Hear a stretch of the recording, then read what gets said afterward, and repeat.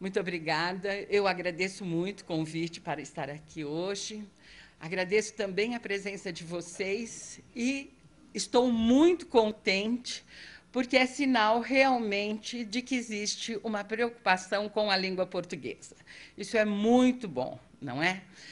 Eu vou desenvolver a minha fala no dia de hoje como se fosse realmente uma aula.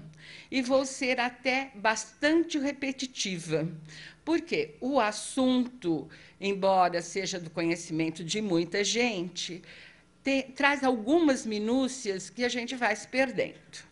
Eu falo isso por experiência própria, porque a gente já começou a trabalhar o assunto da reforma há mais de um ano, quando a imprensa começou a falar sobre as mudanças, e a cada vez que a gente vai preparar uma fala, a gente fala, mas tem mais esse detalhe, tem mais esse detalhe. Então, eu vou tentar abranger todos os aspectos de uma forma muito repetitiva mesmo, talvez até com um ranço de sala de aula, porque eu estou em sala de aula há muito tempo, não é?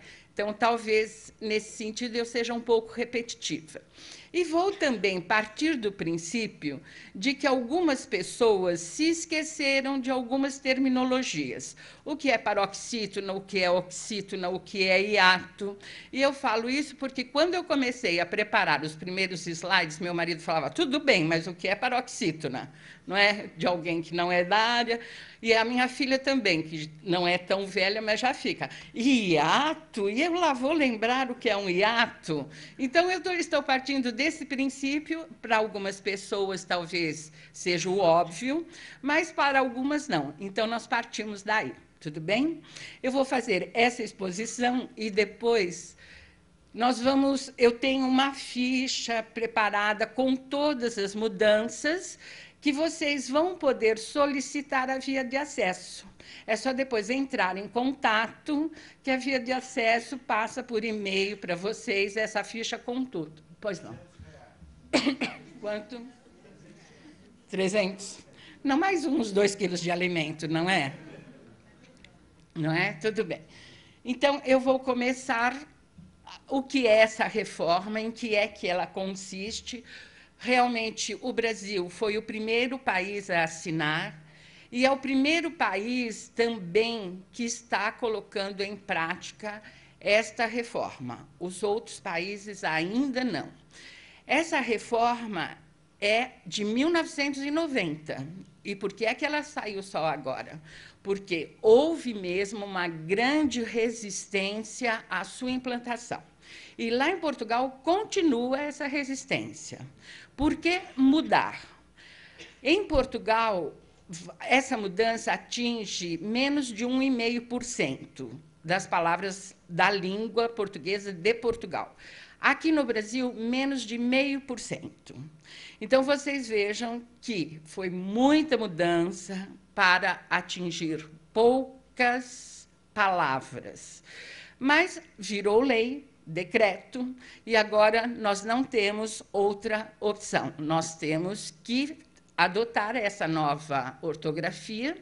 Temos tempo, sim, até 2012, são 4 anos, mas, pelo que vocês podem observar, a imprensa já adotou. Toda a imprensa está utilizando a nova ortografia.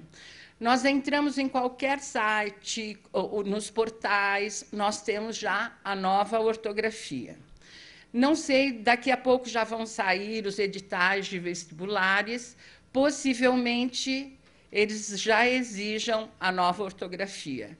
E se os concursos solicitarem, também nós teremos que estar atualizados com a nova ortografia. O presidente assinou em setembro do ano passado e ela entrou em vigor no dia 1º de janeiro. É lógico que ninguém começou a utilizar no dia 1º de janeiro, não é? Começamos, no máximo, no dia 2. No dia 1º, não. Vamos lá. Para cá. Acho que é melhor, não é? Ótimo. Obrigada. Obrigada. Então, quais são os países de língua portuguesa?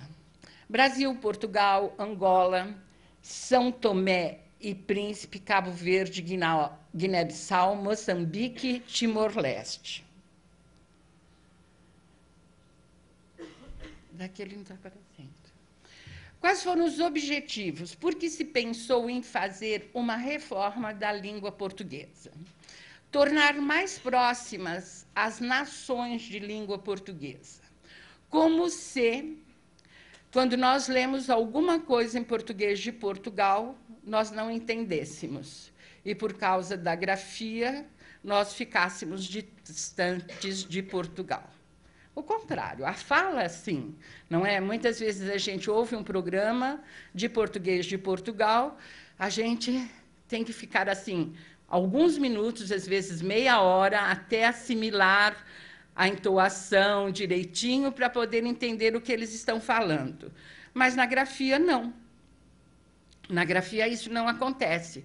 Tanto que os livros que são publicados aqui de Saramago são todos com a grafia de Portugal. É uma exigência que ele faz, não é? E nós entendemos perfeitamente. Só que esse foi um dos objetivos, aproximar as nações de língua portuguesa. Existem outros, só que não cabe falar aqui. Vamos lá.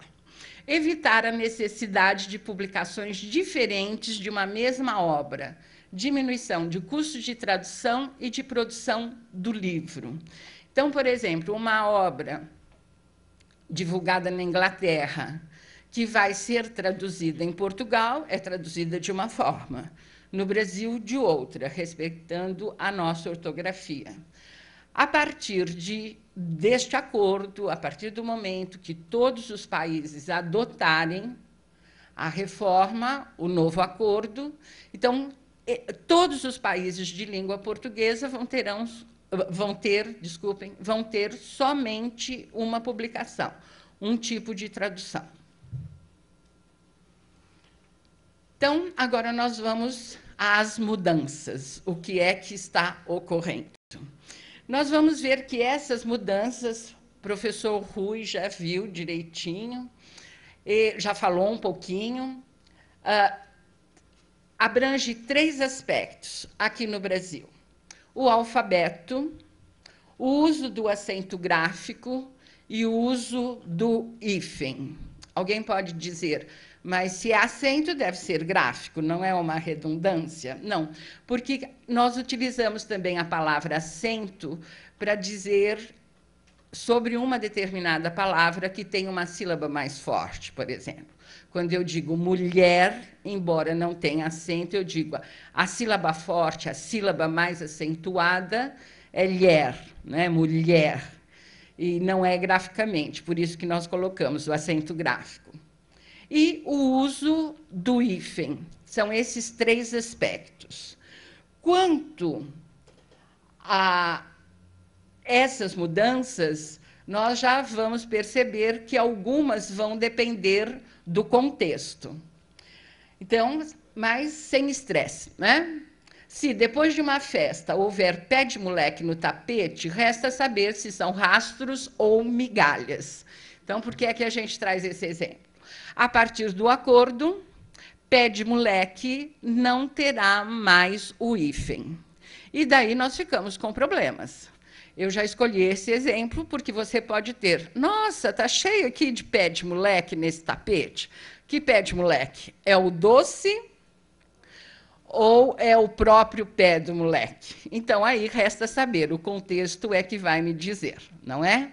Então, pode ser o doce ou o próprio pé do moleque.